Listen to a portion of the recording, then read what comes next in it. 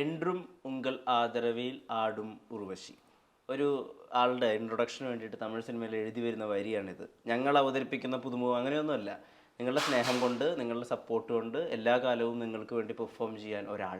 എത്ര അർത്ഥവത്തായ വരിയാണ്. ചേച്ചിയാണ് ചേരുന്നത് എന്നോടൊപ്പം. നമസ്കാരം. നമസ്കാരം. എൻട്രും ഉങ്കൾ ആദരവൈ നാടും. നാടും എന്ന് പറയുന്നത് കറക്റ്റാണ്. എന്നും നമ്മൾ ഉദ്ദേശിക്കുന്ന ആദരവല്ല അവർ ഉദ്ദേശിക്കുന്നത്.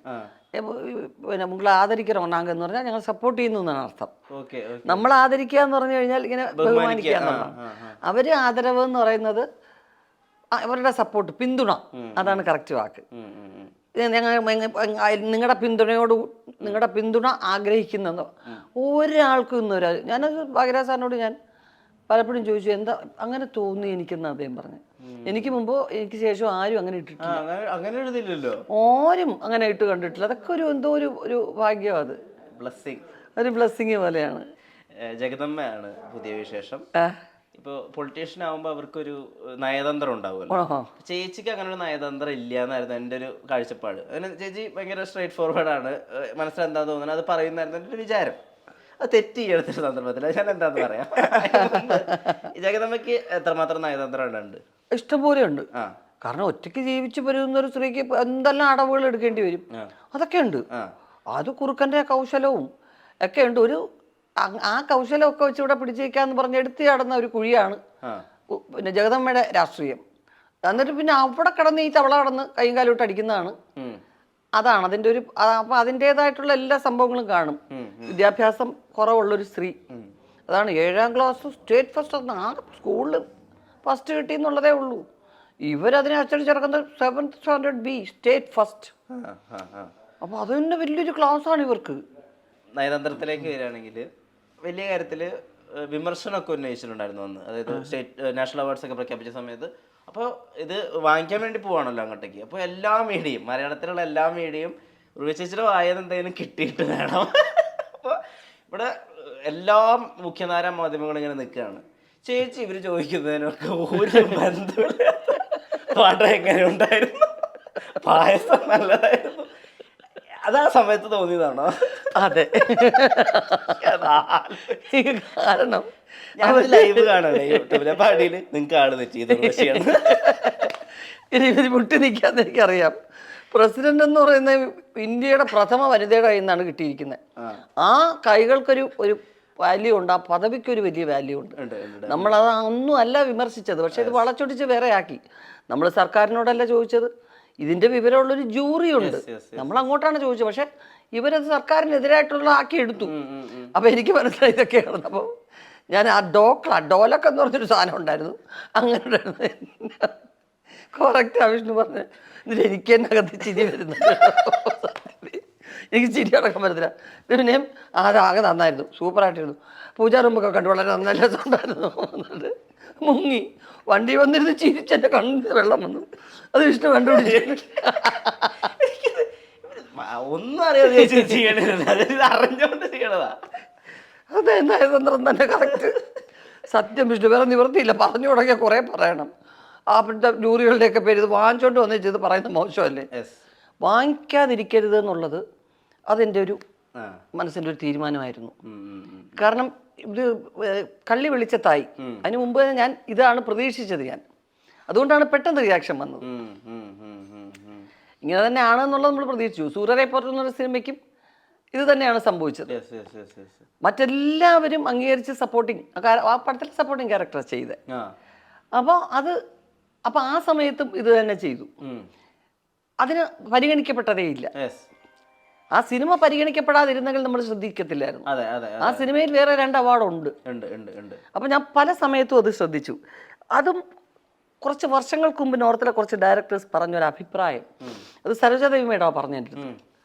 ഇവരുടെ കഴിവൊക്കെ കൊണ്ടുവന്ന് 3ാം കൊമേഴ്ഷ്യൽ പടങ്ങളിൽ കളയുകയായിരുന്നു പറഞ്ഞു. അപ്പോൾ ഈ ഇവിടെ വിജയിച്ചെടുത്ത തലാമൂല്യമുള്ള നമ്മുടെ പല സിനിമകളിൽ നിന്ന് നമ്മളൊക്കെ വാഴ്ത്തിയ സിനിമകളൊക്കെ പറഞ്ഞപ്പോൾ ആ ഡയറക്ടേഴ്സിനെ എല്ലാവരും അടക്കം പരിഹസിച്ചതുപോലെ തോന്നി എൻ്റെ മനസ്സിൽ തന്നെ കിടക്കുകയാണ്. അതെല്ലാം കൊടുത്തൊരു നമ്മളങ്ങ് നോഷണലി പ്രകടിപ്പിച്ചു, അത് ഓവർ.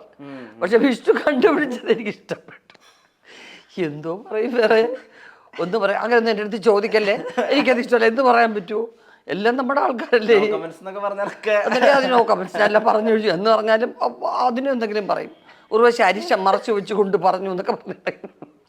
ജഗദമ്മയ്ക്ക് വരികയാണെങ്കിൽ ഇപ്പൊ നമ്മൾ നോർമലി സംസാരിക്കുമ്പോൾ തന്നെ ശിവപ്രസാദ് എത്രയോ നന്നായിട്ട് ഈ മലയാളം സിനിമ ഡയലോഗുകൾ കലർത്തിയിട്ടാ. ഇപ്പൊ ഞാൻ വരുമ്പോ തന്നെ വീണ്ടും കെടുത്തോക്കെ വന്നൊക്കെയാണ് രണ്ടാമത്തെ തൊട്ടാണല്ലോ കാണുന്നത്. അപ്പൊ ഈ മലയാളം സിനിമകളിൽ ഈ തമാശ സിനിമകൾ കണ്ടിട്ടുള്ള ആ ഒരു അടുപ്പം ഉണ്ടല്ലോ, അത് ഇതിന്റെ എഴുത്തിലും സന്ദർഭങ്ങൾ ഉണ്ടാക്കുന്നതിലും ചേച്ചിയുടെ ക്യാരക്ടറൈസേഷനിലൊക്കെ, അതായത് നമ്മൾ കണ്ടിഷ്ടപ്പെട്ടിട്ടുള്ള ഒരു 90s 80s വൈബിലുള്ള തമാശകളുണ്ടല്ലോ, അത് ജഗദമ്മയിൽ കിട്ടുമോ? അത് അഡോപ്റ്റ് ചെയ്യാൻ നോക്കിയിട്ടില്ല. കാരണം ജഗദമ്മയുടെ ക്യാരക്ടർ തന്നെ ഒറ്റയ്ക്ക് കല്യാണമൊന്നും കഴിക്കാതെ അങ്ങനെ, കാരണം ഈ പറഞ്ഞതുപോലെ ചില നയതന്ത്രങ്ങൾ വെച്ച് ജീവിച്ചു പോകുന്നൊരു ക്യാരക്ടറാണ്. അപ്പോൾ ഒരു ഇന്നസെന്റ് ഹ്യൂമർ എന്ന് പറയുന്നതൊക്കെ വളരെ കുറച്ചേ ചെയ്യാൻ പറ്റുള്ളൂ. ഇവർക്ക് വിവരമില്ലാത്ത ചില ഏരിയകളിൽ മാത്രമേ നമുക്കത് പ്രകടിപ്പിക്കാൻ പറ്റൂ. അപ്പോൾ ഒരു ഷൂട്ടിങ്ങിന്റെ ഒരു അന്തരീക്ഷം വരുമ്പോൾ ഇവർക്ക് വിവരമില്ലാത്തതാ. അപ്പോൾ അതിനെക്കുറിച്ചുള്ള ഇവരുടെ കമന്റും ചില മേക്കപ്പും അതൊക്കെ ഓക്കെയാണ്.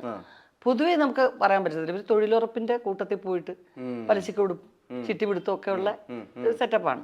ഇപ്പോൾ ഇൻസ്റ്റ എടുത്ത് നോക്കുമ്പോഴും കുറച്ച് ആഴ്ചകൾക്ക് മുമ്പുള്ള ഒരു ട്രെൻഡായിരുന്നു ഈ പട്ടിക്കുട്ടിയെ പൂച്ചക്കുട്ടിയൊക്കെ എടുത്തിട്ട് എൻ്റെ കയ്യിൽ കിട്ടിയ ദിവസം അവളുടെ പിറന്നാളായി, ഞാൻ അച്ചു എന്ന് വിളിച്ചു, ഞാൻ അവളുടെ അമ്മയെന്ന് പറഞ്ഞിട്ട് അച്ചുവിൻ്റെ അമ്മ റീല് ഭയങ്കരമായിട്ട് ഓടുകയാണ്. ഇപ്പോൾ നമ്മളെപ്പോഴും സംസാരിക്കാറുണ്ടല്ലോ ചേച്ചിടുമാരാന്നുള്ളത്. ചേച്ചി എല്ലാ കാലത്തും ഇത് എങ്ങനെയെങ്കിലും ആളുകളുടെ മനസ്സിൽ നിൽക്കുന്നുണ്ട്. ഇപ്പോൾ 45 വർഷത്തിലായിട്ടും ടൈറ്റിൽ റോളിലാണ് ചെയ്യുന്നത്. ഇപ്പോൾ ചേച്ചിയുടെ തന്നെ കണ്ടംപററി ആയിട്ടുള്ള രേവതി ചേച്ചിയോട് ഞാൻ സംസാരിക്കായിരുന്നു. അസ്സി എന്ന് പറഞ്ഞൊരു ഹിന്ദി പടം പ്രൊമോട്ട് ചെയ്യാൻ വന്നപ്പോൾ രേവതി ചേച്ചിയുടെ അടുത്ത് പറഞ്ഞാണ്, ഒന്നും കിട്ടുന്നില്ല, എനിക്ക് വേണ്ടി ആരും ഒന്നും എഴുതുന്നില്ല, അതുകൊണ്ടാണ് ഞാൻ ഡയറക്ഷനിലേക്ക് പോകുന്നത്, ഭയങ്കര റിപ്പിറ്റേറ്റീവ് ആയിട്ട് തോന്നുന്നു. അപ്പം എനിക്ക് ചോദിക്കാനുള്ളത്, ചേച്ചി എങ്ങനെ ഇതിലേക്ക് മാറുന്നു, അല്ലെ ചേച്ചി എങ്ങനെ എല്ലാ കാലത്തും വാലിഡ് ആവാനിരിക്കുന്നത്?